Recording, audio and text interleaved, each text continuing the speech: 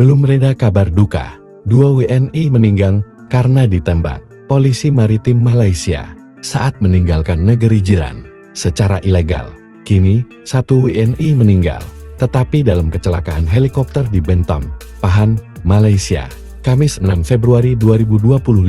Peristiwa terjadi sekira pukul 10.26 waktu setempat mengakibatkan WNI Vincent Reski Sembiring 27 tahun meninggal, sedangkan pilot helikopter, Kustiadi, 44 tahun, selamat dan mengalami luka ringan.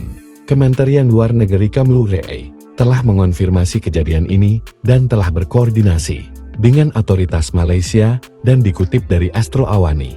Helikopter itu teregistrasi PKZUV dan dimiliki perusahaan Indonesia, Safarina Utaman. Heli itu disewa dan dioperasikan perusahaan Malaysia MHS Aviation, berhak untuk pemasangan kabel listrik. Direktur Pelindungan WNI dan BHI Kementerian Luar Negeri, Judah Nugraha mengatakan, korban meninggal akibat helikopter jatuh di Bentong, Pahang, Malaysia adalah WNI.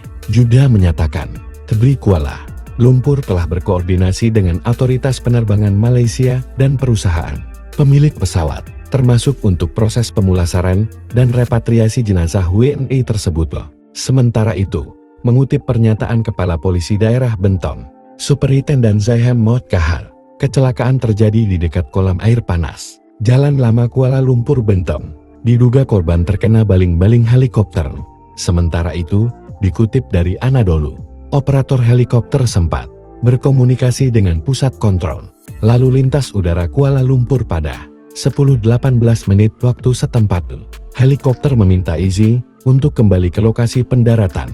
Kaki helikopter disebut bergesek dengan tempat pendaratan lalu helikopter terguling dan terbakar. Kebakaran berhasil dikendalikan dan dipadamkan sepenuhnya pada pukul 11.06 waktu setempat.